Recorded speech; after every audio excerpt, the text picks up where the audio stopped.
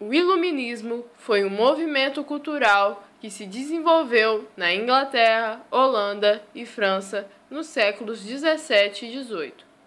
Surge em uma época de grandes transformações tecnológicas, com a invenção do tear mecânico, da máquina a vapor, dentre outras. É o período que marca o fim da transição entre feudalismo e capitalismo. Nessa época, o desenvolvimento intelectual que vinha ocorrendo desde o Renascimento deu origem a ideias de liberdade política e econômica defendidas pela burguesia.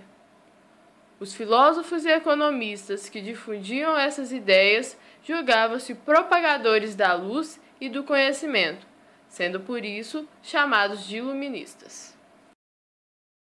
Características do Iluminismo. As principais características do Iluminismo eram valorização da razão, considerado o mais importante instrumento para se alcançar qualquer tipo de conhecimento. Valorização do questionamento, da investigação e da experiência como forma de conhecimento tanto da natureza quanto da sociedade, política ou econômica. Crença nas leis naturais, normas da natureza que regem todas as transformações que ocorrem no comportamento humano, nas sociedades e na natureza.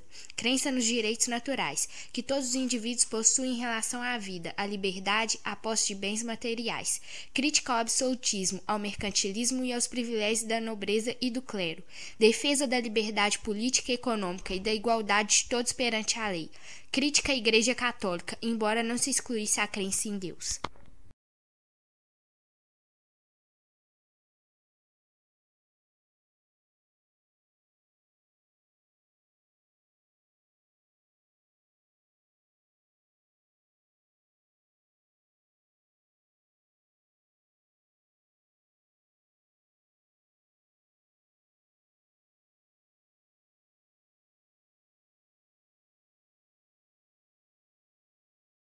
Immanuel Kant foi um filósofo prussiano, geralmente considerado como o último grande filósofo dos princípios da era moderna.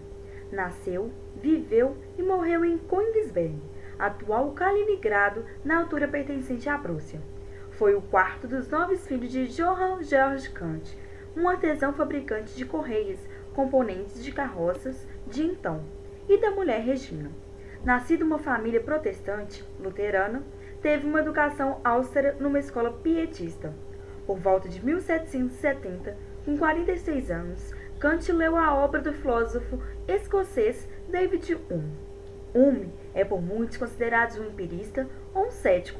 Muitos autores o consideram um naturalista. Kant se sentiu profundamente inquietado. Achava o argumento de Hume irrefutável, mas as conclusões inaceitáveis. Durante 10 anos não publicou nada, e então, em 1781, publicou A Crítica da Razão Pura, um dos livros mais importantes e influentes da moderna filosofia. O grande objetivo de Kant era determinar as leis e os limites do intelecto humano para ousar enfrentar. Por um lado, o dogmatismo arrogante daqueles que subestimam o poder da mente humana, e por outro, o absurdo escepticismo daqueles que subestimam. Kant imagina que a filosofia é o mesmo que imagina Copérnico para a astronomia. Assim como Copérnico determina a importância relativa e verdadeira posição da Terra no sistema solar, Kant determina os limites e a verdadeira posição do intelecto humano relativamente aos objetos dos seus conhecimentos. Obra que trata sobre a questão do conhecimento. O que podemos conhecer? Como podemos? Kant divide o nosso conhecimento em juízos analíticos, não acrescentam conhecimento, como quadro tem 4 lados, e juízos sintéticos, acrescentam conhecimento, como o uniforme é azul. Em sua obra, Kant irá trabalhar com o segundo, ou seja, como podemos vir a conhecer as coisas. Nessa obra, Kant nos diz que sua filosofia não está preocupada com o objeto, e sim com o sujeito. Por isso, para ele, sua filosofia é uma filosofia transcendental. Revolução copernicana da filosofia. Para Kant, o conhecimento era resultado de uma síntese entre a experiência, empirismo e conceitos, racionalismo. Dessa forma, nosso autor diz que ambos são fundamentais, pondo fim à briga entre empirismo e racionalismo. As 4 questões fundamentais da filosofia. O que posso saber? Reflexões cuja resposta se dará pela teoria do conhecimento. O que devo fazer? Reflexões cuja resposta se dará pela moral. O que posso esperar? Reflexões cuja resposta se dará pela religião. O que é o homem? Reflexões cujas respostas se dará pela antropologia filosófica.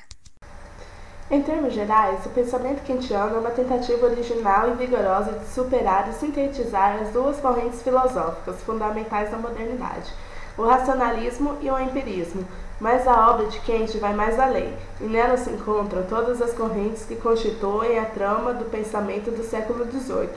Por isso, é o filósofo mais representativo do período.